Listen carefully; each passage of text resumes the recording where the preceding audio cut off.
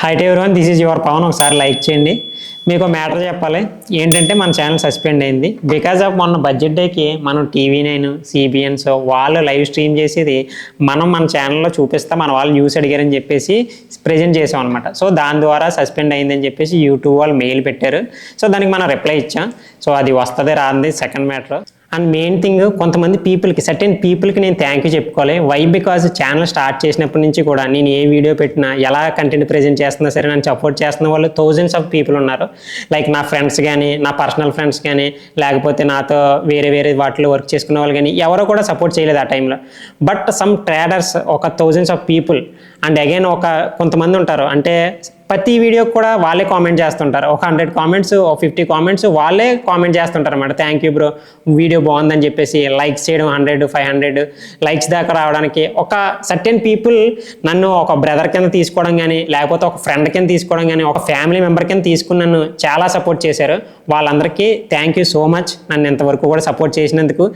ఈ ఛానల్ని కూడా సపోర్ట్ చేస్తారు మీరు ఆటోమేటిక్గా. బట్ మీ వాట్సాప్లోని లేకపోతే ఇన్స్టాగ్రామ్లోని గ్రూప్స్ ఉంటాయి, వాళ్ళకి మీ ఫ్యామిలీ మెంబర్స్కి మన ఛానల్ షేర్ చేయండి.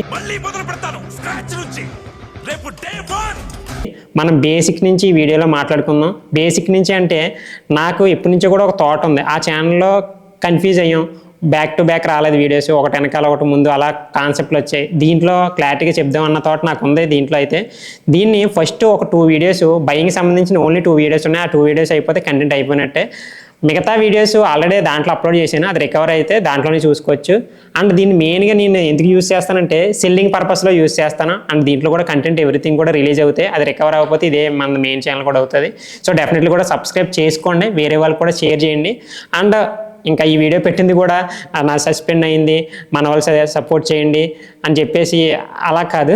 దీంట్లో ఏం చెప్దాం అనుకుంటున్నానంటే, నేను బేసిక్ ఆఫ్ స్టాక్ మార్కెట్ ఎలా వచ్చింది, IPO ఎలా వచ్చింది, ఇండెక్స్ ఎలా వచ్చాయి, NSE ఎలా వచ్చింది, BSE ఎలా వచ్చింది అన్న పాయింట్ ఆఫ్ వ్యూలో ఒక బేసిక్ క్లారిటీ ఇద్దాం. ఎందుకంటే మొత్తం ఛానల్లో కూడా ఎక్కడ కూడా మన ట్రేడింగ్ బస్ తెలుగులో ఒక వీడియో లేదు దాని గురించి ఎలా మొదలైందంటే. నేను అన్ని చెప్పి అన్ని OA అని చెప్పేసి, లేకపోతే SMMA, లేకపోతే smart money concept, indicator, advanced concept చెప్పేసరికి స్టార్టింగ్లో వచ్చి బిగినర్కి అర్థం కాలేదనమాట. స్టార్టింగ్ వస్తారు కదా, బిగినర్కి అర్థం కాలే. సో ఈ వీడియో వలన ఆ బిగినింగ్ కూడా అర్థమవుతుంది ఈసారి నుంచి. ఇంకా లేట్ చేయకుండా వీడియో స్టార్ట్ చేద్దాం. డెఫినెట్లీ కూడా కామెంట్ చేయండి, లైక్ చేయండి. ఇంకా కంటెంట్లోకి వస్తే, బేసిక్ ఆఫ్ స్టాక్ మార్కెట్. అసలు స్టాక్ మార్కెట్ ఎలా లిస్ట్ అవుతుంది, స్టాక్స్ ఎలా లిస్ట్ అవుతున్నాయి, ఎక్కడ ట్రేడ్ అవుతున్నాయి, ఎవరి రూల్స్ వల్ల అది బేస్ అవుతుంది, అండ్ ఎలా మనం ట్రేడ్ చేయాలి అన్న పాయింట్ ఆఫ్ వ్యూ మాట్లాడుకుందాం. చాలామంది బిగినర్స్కి వేరే వీడియోస్ చూస్తుంటారు. అరే నాకు ఎవరో కూడా స్టార్టింగ్ నుంచి చెప్పట్లేదు ఏంటి, అసలు ఎలా మొదలైందో క్లారిటీ లేదు, మనం ఎలా చేయగలం, ఒక క్లారిటీ ఉండాలి కదా అని చాలామందికి తెలియదు. అలాగే ట్రేడ్ చేస్తున్న వాళ్ళకి కూడా కొంతమందికి ఒక బేస్ లేకుండానే చాలామంది ట్రేడ్ చేసి లాస్ అవుతుంటారు. అసలు ఎలా పుట్టిందో తెలియదు కదా, వాట్ ఈజ్ మార్కెట్ అన్నది తెలియకపోతే కష్టం. కాబట్టి అన్న పాయింట్ ఆఫ్ వ్యూ వీడియో చేస్తున్నాం. రియాలిటీలో ఉపయోగపడకపోవచ్చు, కానీ మనకి ఈ పీక్ ఉంటే, ఈ బేస్ ఉంటే తర్వాత ఎంతైనా మనం మార్కెట్లో నేర్చుకోవచ్చు అనమాట. What is the stock market? Stock market అంటే దీంట్లో ఈక్విటీ ఇన్వెస్ట్మెంట్, స్టాక్స్ని బై చేసి సెల్ చేసి, అదేవిధంగా ఆప్షన్స్, ఫ్యూచర్స్ కూడా చేయొచ్చు. నేను ఒక ఓవర్వ్యూ ఇవ్వడానికి ట్రై చేస్తాను. ఇన్వెస్టర్స్ అంటే డెలివరీలో బై చేసి ఒక స్టాక్ని అలా వదిలేయడాన్ని ఇన్వెస్టర్స్ అంటారు, ఇన్వెస్ట్మెంట్ చేస్తాం అంటారు, దాన్ని డెలివరీలో పెట్టి చేయాలి. అండ్ అగైన్ FNO అన్నారనుకోండి. FNO ఏంటంటే ఫ్యూచర్ అండ్ ఆప్షన్స్ అనమాట. చాలామందికి నేను చెప్తా ఉంటాను. ఫర్ ఎగ్జాంపుల్గా ఫ్యూచర్ అండ్ ఆప్షన్ ఒక ఎగ్జాంపుల్తో చెప్పడానికి ట్రై చేస్తాను. మీరు ఫర్ ఎగ్జాంపుల్ ఒక ల్యాండ్ కొన్నారనుకోండి. ఒక ల్యాండ్ కొన్నప్పుడు మీకు ఆల్మోస్ట్ ఒక 50 lakh అయ్యిందనుకోండి. దానికి మొత్తం అంతా కూడా ఫస్ట్ టైం ఇచ్చేస్తారా మీరు? రిజిస్ట్రేషన్ అయిన తర్వాత ఇస్తారు. రిజిస్ట్రేషన్ అయిన తర్వాతే కదా. ముందు అడ్వాన్స్గా ఒక 5 lakhs ఇచ్చారనుకోండి. తర్వాత వాళ్ళు ఎంత టైం ఇస్తారు మనకి? ఆ ల్యాండ్ మీరు బై చేయడానికి మీకు ఎక్కడ దాకా రైట్ ఉంటుంది అంటే ఒక 3 months ఉంటుంది. ఆ 3 months వరకు కూడా వాళ్ళు ఆ ల్యాండ్ని ఎవరికి కూడా అమ్మకూడదు. ఎందుకంటే మీరు ఓ 5 lakhs ఇచ్చి దాన్ని కన్ఫర్మ్ చేసుకున్నారు, నేను ఈ 3 monthsలో మిగతా మనీ ఇస్తానని చెప్పేసి. ఓకేనా? సో ఈ విధంగా చేసుకోవడాన్ని కాంట్రాక్ట్ అంటారు కదా. అలాగే స్టాక్ మార్కెట్లో కూడా ఒక కాంట్రాక్ట్ ఉంటుంది. ఆ కాంట్రాక్టే ఆప్షన్స్ అండ్ ఫ్యూచర్స్. ఆప్షన్స్ అంటే ఏమీ లేదు, మీరు ఒక బయట ల్యాండ్ కొన్నప్పుడు 3 months వ్యాలిడిటీ ఉంటుంది, లేకపోతే 2 months ఉంటుంది, లేకపోతే 5 months ఉంటుంది. మీరు మాట్లాడుకోవడం బట్టి మీకు అమ్మే పర్సన్నే. సో దీంట్లో ఏంటంటే మీకు డిజిటల్గా డిజైన్ అయింది కాబట్టి పక్కా డేట్లు ఉంటాయి అనమాట. డేట్లు ఎలాగా? ఆప్షన్స్లో అనుకోండి, వీక్లీ ఎక్స్పైరీ ఉంటుంది ప్రతి ఇండెక్స్. మీరు వింటూ ఉంటారు కదా, లైక్ బ్యాంక్ నిఫ్టీకి ఎక్స్పైరీ డే ఉంటుంది ఎవ్రీ వీక్, అండ్ అదేవిధంగా నిఫ్టీకి ఉంటుంది, మిడ్ క్యాప్కి ఉంటుంది, ఫిన్ నిఫ్టీకి ఉంటుంది, ఒక్కొక్క రోజు మిడ్ క్యాప్ మండే ఉంటుంది, అలా ఒక్కొక్క రోజు ఒక్కొక్కటి ఉంటుంది కదా. సో ఆ విధంగా వీక్లీ ఎక్స్పైరీ ఉంటుంది, దాన్ని వీక్లీ కాంట్రాక్ట్ అంటారు. ఆప్షన్ చైన్లో మీకు కనబడుతూ ఉంటుంది అది. And again monthly contract. Futures ఎన్ని ఉంటాయో చూడండి, మనకి అక్కడ 3 monthsకి స్పేస్ ఇచ్చారు కదా ల్యాండ్ కొనుక్కోవడానికి, మిగతా మనీ పే చేసుకోవడానికి. ఆ 3 monthsలో పే చేయకపోతే అది జీరో అయిపోతుంది, అంతే కదా. ఇది కూడా అంతే, ప్రీమియం ఈ వీక్ లోపు అది అలా స్లోలీ జీరో అయిపోతుంది. 100 రూపీస్ ఉన్న ప్రీమియం స్లోలీ జీరోకి పడిపోతుంది అనమాట. ఇప్పుడు ఫర్ ఎగ్జాంపుల్ ఫ్యూచర్స్ చూసుకున్నాం అనుకోండి, ఫ్యూచర్స్లో 3 రకాలు ఉంటాయి. Present, next, far. అంటే ఈ మంత్, నెక్స్ట్ మంత్, దాన్ని 3వ మంత్ ఫార్ అంటే. ఇలాగ మనం ఏ కాంట్రాక్ట్ అన్నా తీసుకోవచ్చు అనమాట. అంటే ఎక్స్పైరీ ఏమవుతుంది, ప్రెజెంట్ తీసుకున్నాం అనుకోండి ఈ మంత్కి ఎండ్ అయిపోతుంది, అదే నెక్స్ట్ తీసుకున్నాం అనుకోండి నెక్స్ట్ మంత్కి ఎక్స్పైరీ అవుతుంది అది. అదే లైక్ ఫార్ తీసుకున్నాం అనుకోండి ఆ 2 months అయిపోతుంది, 3rd month అవుతుంది. అలా మనకి ఫ్యూచర్స్ కూడా ఉంటాయి అనమాట. మీకు ఆప్షన్ చైన్లో వీడియోలో అది ఆల్రెడీ చెప్పాను. సో ఇలాగా స్టాక్ మార్కెట్లో ఇన్ని రకాలైన ట్రేడింగ్స్ ఉంటాయన్నమాట. ఓకేనా. సో నెక్స్ట్ ఇది stock market. Next what is public companies. Public companies అంటే ఏంటి? పబ్లిక్ కంపెనీస్ అంటే ఏమీ లేదు, లైక్ మీరు ఒక కంపెనీ ఉందనుకోండి, ఫర్ ఎగ్జాంపుల్ మీకు రాజమండ్రిలో, మా ఊర్లో రాజమండ్రిలో కంపెనీ ఉంది మీకు. ఆ కంపెనీ ఏమవుతుంది, ఇప్పుడు మీరు బాగా ప్రాఫిట్ పొందారు ఈ ఇయర్ అంతా, లాస్ట్ 5 years కూడా మంచి ప్రాఫిట్స్ ఉన్నాయి, రిటర్న్స్ ఉన్నాయి. తర్వాత మీరు ఏమనుకుంటారు, అరే నా కంపెనీ బాగా వర్కౌట్ అవుతుంది కదా, నేను వేరే సిటీస్లో పెడతాను, అక్కడ కూడా వర్కౌట్ అవుతుంది, నా ప్రోడక్ట్ బాగా సేల్ అవుతుందని మీరు అనుకున్నారు అనుకోండి. అప్పుడు మీరు వేరే స్టేట్లో, వేరే సిటీస్లో పెడదామని చూస్తారు. ఇప్పుడు హైదరాబాద్, వైజాగ్, విజయనగరం, లైక్ అదేవిధంగా చెన్నై అలా పెడదాం అనుకున్నారు అనుకోండి. ఇప్పుడు మీకు ఒక 100 CR అవుతుంది అనుకోండి, మీ దగ్గర 100 CR అంటే 100 కోట్లు ఉన్నా సరే మీరు పెట్టరు.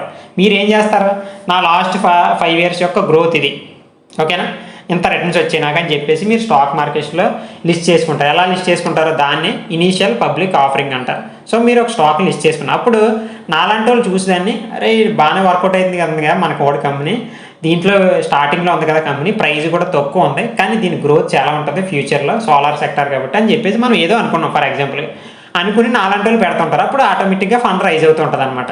సో అలాగా 10 రూపీస్కి స్టాక్ లిస్ట్ అయింది అనుకో IPO ద్వారా, అది అలా రైజ్ అవుతుంటుంది అనమాట. IPO ద్వారా పెట్టినప్పుడే మనం బై చేయొచ్చు కూడా. చాలామందికి లిస్ట్ అవుతాయి, కొంతమందికి లిస్ట్ అవ్వవు, తర్వాత మార్కెట్లోకి వచ్చిన తర్వాత కొనుక్కుంటారు. అంటే మనం మన కంపెనీని స్టాక్ మార్కెట్లో బై చేయండి, సెల్ చేసుకోండి అని చెప్పేసి మనం అవైలబుల్గా పబ్లిక్కి పెడుతున్నాం అని ఉద్దేశం అనమాట. ఓకేనా. అలా మనం కొనేవాళ్ళు, కంపెనీ ఉన్నవాళ్ళు పెట్టేవాళ్ళు అవుతారు. అంటే కొనడం అమ్మడం కదా మార్కెట్లో ఇప్పుడు కూడా, అది అనమాట. ఇప్పుడు next, what are the stocks. When you buy a stock or a share you are getting a piece of that company. ఇప్పుడు మీ కంపెనీలో మీ కంపెనీ మార్కెట్ క్యాప్ మొత్తం దాని వాల్యూ ఒక 1000 రూపీస్ అనుకోండి. నేనేం చేశాను, ఒక 100 రూపీస్ పెట్టి, అంటే 100 షేర్స్ని, 1000 షేర్స్ ఉన్నాయి అక్కడ, 100 షేర్స్ని నేను కొనేసాను. అంటే నాకు ఎంత పర్సెంటేజ్ ఉన్నట్టు, 10%. ఆ 1000 రూపీస్ నెక్స్ట్ క్వార్టర్లీ రిజల్ట్స్కి 2000 అయింది మార్కెట్ క్యాప్. అప్పుడు నా 100 రూపీస్ ఎంత అవుతుంది, 200 అవుతుంది, డబుల్ అవుతుంది. అంటే నీకు దీంట్లో ఎంత అయితే మనీ ఉన్నాయో అంతే దానికి డబుల్ అవ్వడానికి అవకాశం ఉందన్నమాట. సో ఆ విధంగా మీకు ఎక్కువ శాతం ఒక కంపెనీలో షేర్స్ ఉన్నాయనుకోండి, దాంట్లో మీకు రైట్ కూడా ఉంటుంది. ఈ పీడిఎఫ్ని క్లియర్గా చదవండి, నేను స్క్రీన్ మీద పెడుతుంది ఎందుకంటే మీరు చదువుతారు అంతలోకి. సో రైట్ టు ఓట్ ఏ కంపెనీ మ్యాటర్స్. అంటే కంపెనీలో ఏమైనా డిసిషన్ తీసుకోవాల్సి వచ్చినా, కంపెనీ వేరే దగ్గర ఎస్టాబ్లిష్ చేద్దాం అనుకున్నా సరే మీ డిసిషన్ కూడా అడుగుతారనమాట. ఎక్కువ శాతం ఉంటాయి. సో అంత శాతం మనం బై చేయం కాబట్టి చిన్న చిన్న స్టాక్స్లో కూడా ఉంటే అలా కూడా మీకు వచ్చే రైట్ కూడా వచ్చే అవకాశం ఉంటుంది అనమాట. Next, what is the stock exchange. ఇప్పుడు IPO ద్వారా వచ్చింది, అండ్ అదేవిధంగా స్టాక్స్ వచ్చాయి, ఐపీఓ స్టాక్స్ కింద మారింది. ఇప్పుడు వాట్ ఈజ్ ఎక్స్చేంజ్. అసలు ఈ స్టాక్స్ అన్నీ కూడా ఎక్కడ ఉంటాయంటే NSE, BSE అంటే ఏంటో మనం చూసుకుందాం. దీన్ని ఒక ఎక్స్చేంజ్ అనుకోండి, ATM మిషన్ అనుకోండి, ఏరియా షాప్ అనుకోండి, ఎలా అనుకోండి. ఇక్కడ అన్నీ కూడా కొన్ని వేల కంపెనీస్ NSE దగ్గర ఉంటాయి, కొన్ని వేల కంపెనీస్ BSEలో ఉంటాయి. రెండాటిల్లో కూడా ట్రేడ్ అయ్యే స్టాక్స్ కూడా ఉంటాయి. ఓకేనా. చూడండి ఇక్కడ, once a company goes public, its stock can be traded freely on the stock market. Stock మార్కెట్లో ట్రేడ్ చేయడానికి ఇది ఒక ప్లాట్ఫామ్ అనుకోండి. ఇప్పుడు మనకి Zerodha, Upstox, ఎల్ఐస్ blue, angel one, grow అని ఎలా అయితే ఉన్నాయో ఇది కూడా ఒక ఎక్స్చేంజ్. వీటిలన్నిటికీ బాస్ అనుకోండి. ఈ ఎక్స్చేంజ్లో మనకి ట్రేడ్ అవుతుంటుంది అనమాట, ట్రేడ్ అవడానికి ఉపయోగపడుతుంది అనమాట. మన యొక్క బైని సెల్ని ఎక్స్చేంజ్ చేయడానికి ఈ NSE, BSE యూజ్ అవుతాయి. ఈ NSE, BSE అసలు ఎప్పుడు మొదలయ్యాయి, NSE అంటే ఏంటి, BSE అంటే ఏంటంటే, NSE అంటే ఏంటి, ఏమీ లేదు, national stock exchange of India is largest financial market. ఓకేనా. ఇది 1919లో ఇన్కార్పొరేట్ అయింది, 1994లో లాంచ్ అయింది. The NSC maintenance market index the tracks various market capitalization volatility specific sectors and factor strategies. One of the most popular strategies Nifty 50. మీరు ఇనే ఉంటారు Nifty 50 అని చెప్పేసి. దీంట్లో నేను ఎందాక F1 అని చెప్పాను కదా, F1 ఏంటంటే F and O, future and options. Options అంటే వీక్లీ ఎక్స్పైర్ అయ్యేది, ఫ్యూచర్స్ అంటే మంత్లీ ఎక్స్పైర్ అయ్యేది, అంతే. దీంట్లో నియర్లీ 2300 అబవ్ ఉంటాయి కంపెనీస్. నేను నెంబర్ ఒక యావరేజ్ నెంబర్ వేసాను, మీరు చెక్ చేసుకోవచ్చు. క్రోమ్లో కొడితే నెంబర్ వస్తుంది, correct number. So Nifty 50, Nifty bank Nifty, Nifty IT, Nifty pharma, అలా ఇవి సెక్టార్స్ కింద డివైడ్ చేశారు. ఏం చేశారంటే వీళ్ళు మళ్ళీ ఎన్ఎస్సిలో ఇవి సెక్టార్స్ అనమాట. ఎన్ఎస్సి బిఎస్సి అని రెండైతే ఎలా ఉన్నాయో, ఎన్ఎస్సికి మళ్ళీ సబ్ ఇవి. ఇప్పుడు ఫర్ ఎగ్జాంపుల్ నిఫ్టీ 50 అనుకున్నారు అనుకోండి, మీరు ఏదైనా బ్యాంక్ అకౌంట్ యూజ్ చేస్తున్నారు అనుకోండి. బ్యాంక్ అకౌంట్ ఏంటంటే ఇప్పుడు ఏమేమి బ్యాంక్ అకౌంట్లు ఉన్నాయి, యాక్సిస్ బ్యాంక్ ఉంది, కోటక్ ఉంది, అదేవిధంగా హెచ్డిఎఫ్సి ఉంది, అదేవిధంగా లైక్ బంధన్ బ్యాంక్ ఉంది. ఇలాంటి బ్యాంక్స్ అన్నీ కూడా మంచిగా పర్ఫార్మెన్స్ చేసే బ్యాంక్స్, మార్కెట్ క్యాపిటలైజ్ బాగున్న బ్యాంక్స్ అన్నింటినీ కూడా ఈ బ్యాంక్ నిఫ్టీలో యాడ్ చేస్తారు. ఆ బ్యాంక్ నిఫ్టీలో ఇప్పుడు ఈ రోజు అన్ని బ్యాంకింగ్ సెక్టార్ ఏదో పాజిటివ్ న్యూస్ వచ్చి మార్కెట్ రైజ్ అయింది అనుకో, ఈ బ్యాంక్ నిఫ్టీ కూడా రైజ్ అవుతుంది. ఆ స్టాక్స్ రైజ్ అవుతాయి, ఆ స్టాక్స్ వల్ల బ్యాంక్ నిఫ్టీ రైజ్ అవుతుంది. అర్థమైందా మీకు? బ్యాంక్ నిఫ్టీ రైజ్ అయితే స్టాక్స్ రైజ్ అవ్వవు, బ్యాంకింగ్ స్టాక్స్ రైజ్ అయితే బ్యాంక్ నిఫ్టీ రైజ్ అవుతుంది. అర్థమైందా మీకు? ఇది ఒక షాప్ అనుకోండి, దీంట్లో బ్యాంకింగ్ సెక్టర్ అన్నాను. నిఫ్టీ 50 స్టాక్స్ ఉంటుంది, దీంట్లో బ్యాంకింగ్ ఉంటాయి, ఐటీ ఉంటాయి. ఇది నిఫ్టీ ఐటీ, ఇంకా సపరేట్గా ఐటీ సెక్టరే ఉంటుంది ఓన్లీ. అండ్ అదేవిధంగా నిఫ్టీ ఫార్మా తెలుసు కదా, ఫార్మా సెక్టర్ అంతా కూడా దీంట్లో ఉంటుంది. అలాగా డిఫరెంట్ కైండ్ ఆఫ్ ఇండెక్సెస్ ఉంటాయి అనమాట దీంట్లో. ఆ ఇండెక్సెస్ బట్టి మనం ఏ సెక్టార్లో వెళ్దాం అన్నది మనం డిసైడ్ చేసుకుని ఆ సెక్టార్లో వెళ్ళొచ్చు. అవే ఇండెక్సెస్ అంటారు. ఓకేనా? ఇండెక్సెస్ అంటే ఒక షాప్ అనుకోండి, అంతే. ఓకేనా? నెక్స్ట్ బిఎస్సి చూద్దాం. బిఎస్సి అంటే ఏంటి? ఇది ఓల్డ్ది. ఇది Bombay stock exchange, first largest stock market in India అనమాట. 1875లో వచ్చింది. సో ఆ తర్వాత BSE listed overall 5300 companies above ఉంటాయి. The BSE overall performance measured by Sensex అన్నింటికన్నా పెద్ద ఇండెక్స్ 2000లో ఉండేది, అప్పుడు 1992లో హర్షద్ మెహతా టైంలో. ఇప్పుడు ఆల్మోస్ట్ నియర్లీ 70,000 ఉన్నట్టుంది. సో 50,000 అబౌవ్ టు 70,000 మిడిల్లో ఉంది. అంటే ఎంత మార్కెట్ ఇండియా గ్రో అయిందన్న ఎగ్జాంపుల్ చెప్పడానికి ట్రై చేస్తున్నాను నేను. సో అంత గ్రో అయింది అనమాట. ఇవి చూడండి, దీంట్లో కూడా ఇండెక్సెస్ ఉన్నాయి. బిఎస్సి 100 అని చెప్పి దీంట్లో 100 స్టాక్స్ ఉంటాయి. మిడ్ క్యాప్, స్మాల్ క్యాప్ ఇవి ఉంటాయి కదా, మిడ్ క్యాప్ అవన్నీ కూడా, ఇవి కూడా దీంట్లో లిస్ట్ అవుతాయి. ఎక్కువగా ఎన్ఎస్సిలో చేయడానికి ఇష్టపడుతుంటారు అందరూ కూడా, ఎందుకంటే ఎక్కువగా వాలటాలిటీ ఉంటుంది మార్కెట్లో. బయ్యర్స్ కానీ సెల్లర్స్ కానీ కావాల్సింది వాలటాలిటీ. ఐదర్ స్టాక్ రైజ్ అన్న అవ్వాలి, ఫాల్ అన్న అవ్వాలి. అప్పుడు ఇద్దరు కూడా వాళ్ళ రూల్స్ బట్టి, వాళ్ళ స్ట్రాటజీని బట్టి సక్సెస్ఫుల్గా ఉండడానికి ఉంటుంది. బీఎస్సీలో కొంచెం వాలటాలిటీ తక్కువ ఉంటుంది కాబట్టి ఎక్కువగా ఎన్ఎస్సిలో చేయడానికి ఇష్టపడతారు అనమాట, అంతే. సో రెండిట్లో కూడా చేయొచ్చు. నెక్స్ట్ నేను ఒక చిన్న దీంట్లో కొంచెం థియరీ కూడా చెప్తాను అనుకుంటున్నాను. Investing versus trading. ఇన్వెస్టింగ్ అంటే ఏంటి, ట్రేడింగ్ అంటే ఏంటి? ఏమీ లేదు. ఫర్ ఎగ్జాంపుల్గా మీరు బయట పాయింట్ ఆఫ్ వ్యూలో ఆలోచించండి. బయట పాయింట్ ఆఫ్ వ్యూ ఏంటి? ఫర్ ఎగ్జాంపుల్గా మీకు ఎక్కువ మనీ ఉన్నాయనుకోండి, మీరు ఏం చేస్తారో ఒక హౌస్ను బై చేయడం కానీ, ల్యాండ్ని బై చేయడం కానీ, ఒక అసెట్ని బై చేయడం కానీ, ఒక చేలు అలాంటివి బై చేయడం జరుగుతుంది. బై చేసి మీరు ఈ రోజు కొని ఈ రోజు అమ్మేస్తారా? ల్యాండ్ ఈ రోజు కొన్నారు, రిజిస్ట్రేషన్ ఈ రోజు చేసుకున్నారు, రేపు అమ్మేస్తారా? అంత గమ్మున నమ్మరు కదా. సో అలా లాంగ్ టర్మ్ ఉంచేసుకోవడాన్ని, అసెట్ల కింద ఉంచేసుకోవడాన్ని హోల్డింగ్స్ అంటారు. లైక్ హర్షద్ మెహతా కాదు, రాకేష్ జుంజులవాలా, ఇండియాస్ బిగ్గెస్ట్ బుల్. అతను లైక్ టైటాన్ వాచ్లో 2 రూపీస్ దగ్గర కొన్నారు. ఇప్పుడు టైటాన్ వాచ్ ఎంత ఉందంటే 3500 ఎంత ఉంది. దాన్ని అసెట్ కింద వదిలేసుకున్నారు అప్పటి నుంచి కూడా. సో అది ఇప్పుడు ఎంత డబల్ అయింది? 2 రూపీస్ ఒకట ఎక్కడ, 3500 ఎక్కడ. సో అట్లాగే ఇన్వెస్ట్మెంట్ చేయడానికి Indian market the best way అన్నది ఉంటుంది అనమాట. గ్రో అవుతున్న కంట్రీ కదా, కంట్రీ ఈజ్ ట్రూలీ గ్రోయింగ్. దానికి ఫండమెంటల్ అనాలిసిస్, మళ్ళీ ఇన్వెస్ట్మెంట్ ఎలా చేయాలన్నానికి fundamental analysis, technical analysis, news based, contracts, అలా అని 4 సెగ్మెంట్స్ ద్వారా మనం లాంగ్ టర్మ్లో మంచి స్టాక్స్ని ఫైండ్ చేసుకోవచ్చు అనమాట. కమింగ్ డేస్లో గ్రోత్ ఉంది. ఓకేనా? అంటే ఏంటి? కొని వదిలేయడాన్ని ఇన్వెస్టింగ్ అంటారు, సింపుల్గా చెప్పాలంటే. బేసిక్గా చెప్తున్నాను కాబట్టి. What is trading? ట్రేడింగ్ అంటే ఏంటి? Stock trading is about buying and selling shares for the short term profit such with in a day are weak. దీన్ని ఎలా అంటే ఇప్పుడు ఒక స్టాక్ని కొని ఈరోజే అమ్మేయడాన్ని ఇంట్రాడే అంటారు. దాన్నే ట్రేడింగ్ అని కూడా అంటారు. దీంట్లోనే చాలా రకాలైన మెథడ్స్ ఉన్నాయి. అది ఎలా అంటే 1 మినిట్, 3 మినిట్స్, 5 మినిట్స్, ఈ ఇన్ బిట్వీన్లో ట్రేడ్ చేసే వాళ్ళందరినీ కూడా స్కాల్పర్స్ అంటారు. అంటే ఇక్కడ ఎంట్రీ తీసుకుని ఇక్కడ ఎగ్జిట్ అయిపోతారు, ఇక్కడ ఎంట్రీ తీసుకుని ఇక్కడ ఎగ్జిట్ అయిపోతారు. నో ట్రేడింగ్ జోన్ బయట రాగానే ఎంట్రీ తీసుకుని ఎగ్జిట్ అయిపోతారు, ఇక్కడ సెల్ చేసి ఇక్కడ ఎగ్జిట్ అయిపోతారు. అలా చిన్నగా 10 మినిట్స్ లేదా ఆప్షన్స్లో ఎప్పుడు కూడా, ఆప్షన్స్ అంటారు కదా, ఆప్షన్స్లో ఎప్పుడు కూడా ఆప్షన్ బయ్యింగ్ కానీ ఏదన్నా సరే, బయ్యింగ్లో అతి ముఖ్యంగా బయ్యింగ్లో ఎప్పుడు కూడా స్కాల్పింగ్ ట్రై చేయండి. ఎందుకంటే డికే ఉంటుంది, ఆ ప్రీమియం కరిగిపోతూ ఉంటుంది అని చెప్పాను కదా, కరిగిపోతుంది కాబట్టి మీరు ఎప్పుడు కూడా స్కాల్పింగ్ చేయాలి. దీన్ని స్కాల్పింగ్ అంటారు. డే టైం ఫ్రేమ్లో కానీ వీక్లీలో కానీ హోల్డ్ చేస్తుంటే స్వింగ్ ట్రేడింగ్ అంటారు.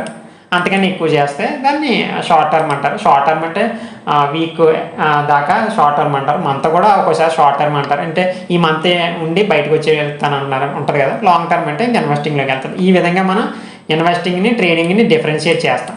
ఇన్వెస్టింగ్ ఎప్పుడు కూడా వెల్త్ జనరేట్ చేస్తుంది, ట్రేడింగ్ ఎప్పుడు కూడా డైలీ ఇన్కమ్ జనరేట్ చేస్తుంది. ఓకేనా. వెల్త్ మీన్స్ ఏంటంటే ఒక లాంగ్ అసెట్స్ అనమాట, డబుల్ అయిపోవడం ట్రిపుల్ అయిపోవడం జరుగుతుంది. ఇది ఈ రోజు ఫ్లక్చువేషన్, ఈ రోజు రావడం పోవడం అన్నది ఈ రోజు డిసైడ్ అయిపోద్ది అనమాట. నాలా కంగారుగాలు ఉన్నారనుకోండి, అంటే ఇన్స్టెంట్గా మనీ రావాలనుకున్న వాళ్ళు ట్రేడింగ్ చేస్తారు.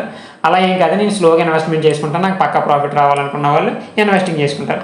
ఈ విధంగా స్టాక్ మార్కెట్లో ఇండెక్సెస్ ఉన్నాయి, అదేవిధంగా ఎక్స్చేంజెస్ ఉన్నాయి, అదేవిధంగా స్టాక్ మార్కెట్ ఉంది. దీన్ని అన్నిటినీ కూడా రిస్ట్రిక్ట్ చేసేది, రూల్స్ పెట్టేది సెబీ అంటారనమాట. సెబీ ఏంటంటే స్టాక్ మార్కెట్ ఒక పోలీస్ స్టేషన్లో ఏదన్నా స్టాక్స్ మిస్టేక్ చేసినా లేకపోతే ఏదైనా రూల్స్ చేంజ్ చేయాలన్నా సరే సెబీ అంటారు దాన్ని.